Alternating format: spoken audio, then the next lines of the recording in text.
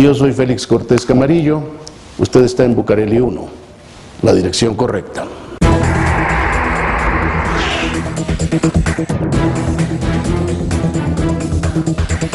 El Estado Vaticano, a través de su agencia informativa Fides, estableció en 2014, el año pasado, que México es el lugar más peligroso para ejercer el sacerdocio.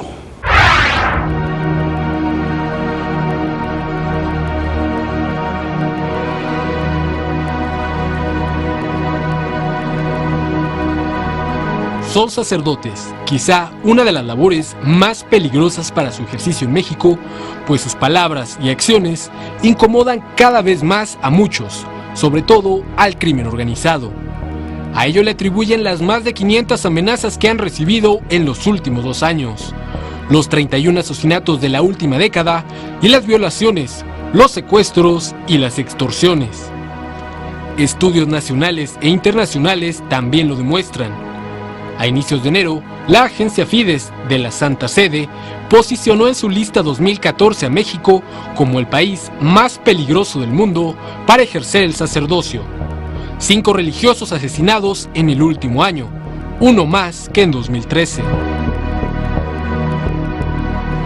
Yo he tenido testimonios de algunos sacerdotes a los cuales algunas personas se les han acercado y les han dicho: usted calladito, usted cálmese, si no quiere que le llenemos su parroquia de muertitos. Así se los han dicho. Su vida corre peligro, su vida está amenazada.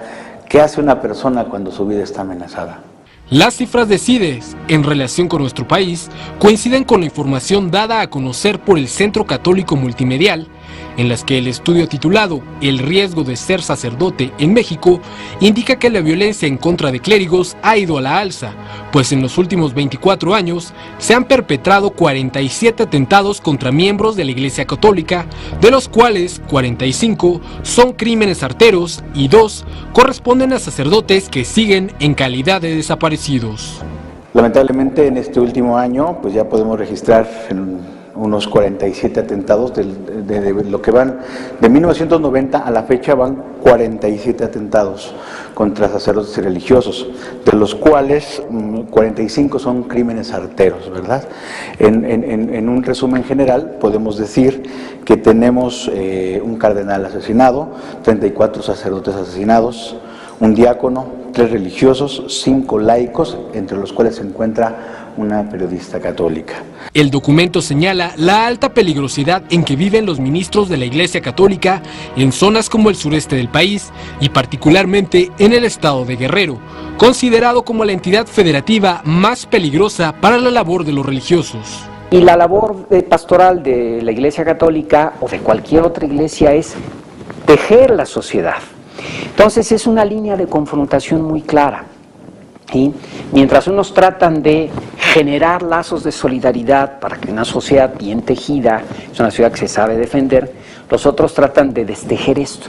Entonces esto convierte a los agentes de pastoral en blancos ideales del crimen organizado, como cualquier organización que utiliza el terror. Pegarle a los líderes para destejer la sociedad y sacar ventaja de este asunto. Creo que la metáfora del lobo y el gallinero es muy bueno, ¿no? El lobo y los corderos. Hay que dispersar la manada para podérsela comer. Y al primero que hay que matar, pues, es al pastor.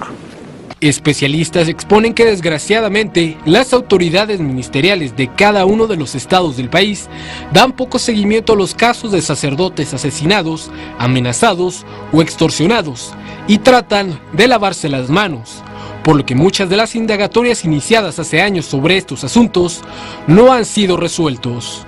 Me parece que los sacerdotes, los párrocos principalmente, son un blanco, un objetivo de los extorsionadores, porque es la manera como se puede intimidar a toda una sociedad, toda una población. Cuando se intimida al párroco, también se intimida a su comunidad, se intimida a esa porción de la iglesia, y la gente, al tener miedo, quizá pueda ser mayor víctima de los propios criminales que empezaron por ese líder espiritual y ese líder de la comunidad. Pero desde la propia Iglesia Católica tampoco hay seguimiento puntual a los casos. La Conferencia del Episcopado Mexicano alto organismo que congrega a los obispos del país, no posee una relación de los religiosos asesinados, amenazados o que han sido víctimas de extorsiones por parte de algún grupo criminal, tan solo se basan en recuentos de otros organismos. Incluso desde la SEM reconocen que la atención a curas victimizados no es competencia del conjunto de jerarcas católicos, pues dijo, eso es asunto exclusivo de cada una de las 85 diócesis y arquidiócesis existentes en el territorio nacional. El año antepasado, el cardenal Norberto Rivera, el arzobispo de la Ciudad de México, pues había dado algunas instrucciones precisamente a los párrocos para qué hacer un poco después de que reciben este tipo de extorsiones. Muchas de ellas son solamente falsas, algunas pues se pierden nada más al no hacerle caso y al reportar a las autoridades correspondientes el número de donde se recibió la amenaza. Sin embargo, los párrocos en este clima de inseguridad pues han tenido que reforzar su operación dentro de la comunidad, reforzar la seguridad en la parroquia, en la casa cural, en casa de la parroquia, en casa donde viven los curas, y también en la manera en cómo se relacionan con la sociedad. Para los expertos, es imperativo que los jerarcas católicos mexicanos alcen la voz, se unan contra la violencia y sean menos timoratos, pues dicen, en los últimos años, la Iglesia ha tomado una actitud de autocensura. También hay quienes consideran que la Iglesia en México vive tiempos de persecución, pero ahora no solamente por odio a la fe católica y sus creencias, como sucedió en nuestro país el siglo pasado, sino por su labor pastoral con la sociedad. El crimen, por la razón que decíamos, en la medida en que busca entorpecer el tejido social, ataca directamente a los líderes religiosos, impidiendo el libre ejercicio de la religión. Entonces se genera una situación de persecución, ya no por parte de los agentes del Estado, cual fue el caso en México en 1914 a 1938, sino por grupos que han sustituido la acción del Estado dentro de la sociedad, cobran impuestos, ejercen violencia y atacan directamente a las instituciones religiosas. Sí podemos hablar, y hay que decirlo con todas sus letras, de una situación de persecución. Y esta persecución podría catalogarse en un momento determinado como de odio a la fe. Es decir, si una persona, por su compromiso eclesial, busca hacer acciones en bien de la sociedad y por esta razón es reprimida o asesinada, estamos hablando claramente de un martirio.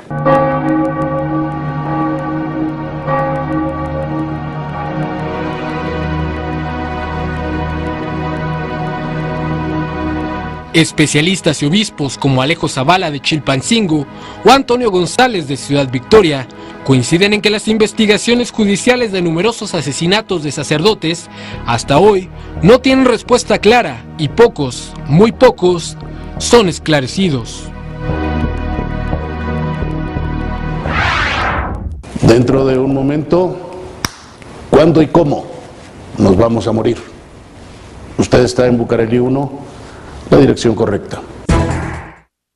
¿Hasta qué punto podemos tener influencia en el hecho de cuándo y cómo nos vamos a morir?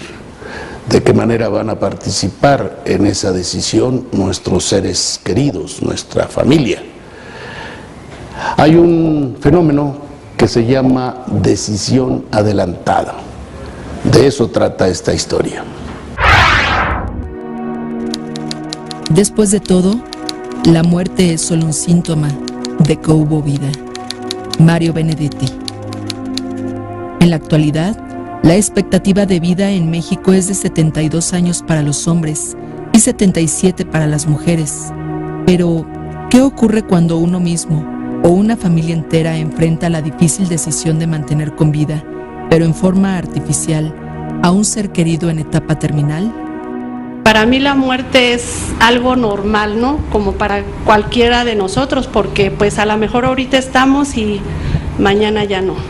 Dicen que la vida debemos de vivirla una sola vez, pero siempre siendo felices, contentos y alegres y dar lo mejor de nosotros. Alrededor del mundo se han creado leyes de voluntad anticipada que permiten decidir y expresar por adelantado el tipo de tratamiento médico que se desea recibir frente a enfermedades terminales y accidentes. En México, desde el 2012, el Distrito Federal fue la primera entidad en autorizar una ley de voluntad anticipada. Desde entonces, otros 11 estados de la República Mexicana han promulgado leyes de este tipo. Coahuila, Aguascalientes, Hidalgo, Chihuahua, San Luis Potosí, Guanajuato, Michoacán, Nayarit, Guerrero, Colima y el Estado de México. Pero, ¿qué es la voluntad anticipada? Voluntad anticipada tiene como objetivo preservar lo que se llama la ortotanasia o la muerte digna. Y la muerte digna quiere decir que el paciente o las personas que están responsables del paciente, si ya no tiene conciencia de realidad, puedan tomar la decisión de no someterlo a estas maniobras médicas que prolongan la muerte, pero que ya no le dan calidad de vida. El adiós más difícil a lo mejor en el momento que pues falleció mi mamá y que estábamos en el trabajo. Es a través de un documento que una persona manifiesta libre, consciente, seria e inequívoca su decisión sobre la forma en que quiere ser tratada médicamente ante enfermedades terminales y accidentes. Además, se otorgan medidas médicas paliativas que disminuyen el sufrimiento o que lo hacen tolerable, permitiendo así el apoyo emocional y espiritual a los enfermos terminales. Cuidados Paliativos se encarga de brindar el servicio a los familiares que padecen de una enfermedad crónico-degenerativa. Es un equipo multidisciplinario, trabajo social, enfermería, fisioterapia y tanatología y psicólogos. Ellos se encargan de brindarles el apoyo a estos familiares para todo lo que es el autocuidado. ¿Para qué? Para que estos pacientes tengan una muerte digna. Es una experiencia muy bonita el de los cuidados paliativos porque pues conocemos cosas dentro de ese programa que nosotros a lo mejor ni sabíamos cómo teníamos que actuar. Una vez que el individuo ha decidido entrar al programa de voluntad anticipada, la familia tiene que respetar su decisión y apoyarlo hasta el final. Final. Liberar toda esa carga, ¿no? En primera, el sentimiento de culpa. El que la familia aprenda a vivir parte de lo que es la enfermedad del paciente y que te ayuda a unificar, a que el cuidador primario sea el primero en responsabilizarse de ese cuidado, ¿no? Se le capacita, se les da el apoyo psicológico y tanatológico a los familiares de lo que es el acompañamiento, ¿no? Sabemos que sí es una situación difícil y desgastante, pero cuando los familiares empiezan a vivir ese proceso de la enfermedad, se empiezan a liberar muchas culpas. ¿Por qué? Porque los integras, los organizas y aprenden también a perdonarse entre ellos y a liberar muchas culpas. Entonces, cuando viven el proceso de la enfermedad, es mucho menos doloroso. Pues es algo muy importante tanto para los familiares como el paciente que tenemos en casa, ¿no? Porque de una forma o de otra, pues ayudaríamos en eso pues a cuidarlo mejor, y son experiencias bonitas que nosotros como familiares pues tenemos al atender a esa persona que lo está necesitando. ¿Y en el momento de despedirse? Pues en el momento de despedirse también, porque estaría con toda la familia reunida, ¿no? En esos momentos en el final de la etapa de su vida.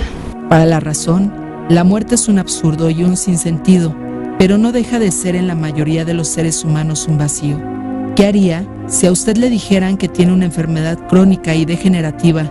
¿Cómo es que viviría sus últimos días? ¿Cómo sería para su familiar esa despedida tan anunciada? Ahora sí que fue muy rápido.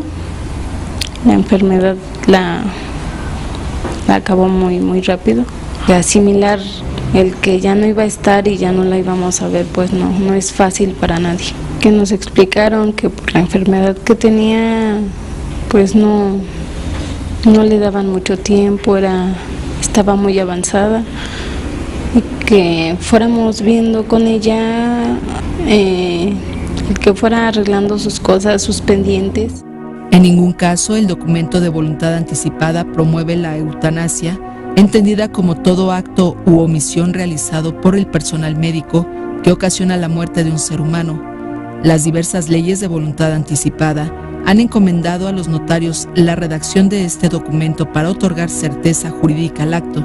Basta con acercarse al notario público más cercano o de confianza para recibir asesoría gratuita e imparcial sobre cómo realizar un documento de voluntad anticipada. El médico va, valora al paciente, dependiendo del diagnóstico y el pronóstico de este paciente, se canaliza a cuidados paliativos, hacen la referencia y se les brinda lo que es la capacitación. Sí, dependiendo de donde ellos vengan, se canaliza con alguna red de apoyo para evitar el que estén trasladándose a un hospital que les quede más lejos.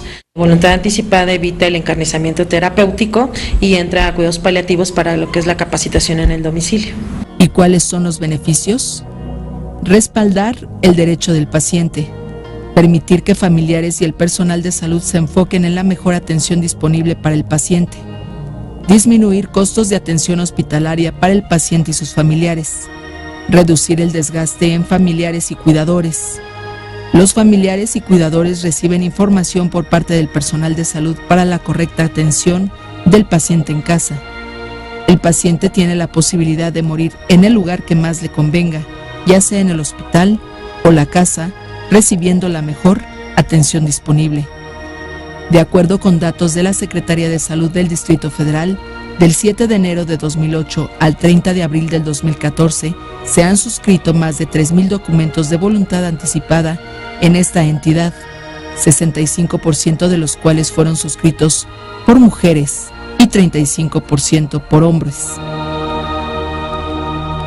Entonces, en los ambientes hospitalarios y en los ambientes hogareños, el estar a cargo o el estar participando de un proceso de voluntad anticipada en el paciente o en el enfermo terminal no siempre es fácil. ¿Pero qué hacer si en su estado no existe una ley de voluntad anticipada? En el estado de Jalisco, por ejemplo, el Código Civil prevé que una persona que cuente con capacidad de ejercicio podrá designar un tutor para que cuide de su persona y de sus bienes. La designación del tutor podrá realizarse mediante una escritura especial otorgada ante un notario. Pero las condiciones de nuestro país hacen difícil que este asunto de voluntad anticipada pueda ser practicado en un sentido generalizado. En primera, la voluntad anticipada se inició en el Distrito Federal, todavía no está reglamentado o vigente en todos los estados de la República. Existen 2 vías de suscripción a la ley de voluntad anticipada. 1. El documento de voluntad anticipada. Y 2. El formato de voluntad anticipada. Ambos son documentos que tienen sustento legal, avalan la decisión y reafirman la voluntad de la persona respecto a ser o a no ser sometida a medios, tratamientos o procedimientos médicos que prolonguen su sufrimiento durante la etapa terminal. ¿Usted lo dejaría ir si estuviera en sus manos decidir que se vaya porque está teniendo una vida complicada, una vida sin calidad, la enfermedad ya lo está lastimando demasiado? ¿Usted lo dejaría ir? Sí, porque nosotros como familiares a veces somos muy egoístas y nos aferramos a la vida de los demás y decimos no porque todavía no le toca o porque esto, porque el otro, sino tenemos que pensar en el paciente, en el familiar que está pasando a lo mejor en esos momentos de su vida, en la enfermedad. Y pues sí lo recomendaría porque es algo que pues él ya no tiene calidad de vida. Para Grupo Imagen, Joali Reséndiz. Hasta aquí llegamos esta semana en Bucareli 1, la dirección correcta. Recuerde que el sábado próximo tiene usted una cita, misma hora, mismo canal, Excelsior Televisión. Noticias que dicen más.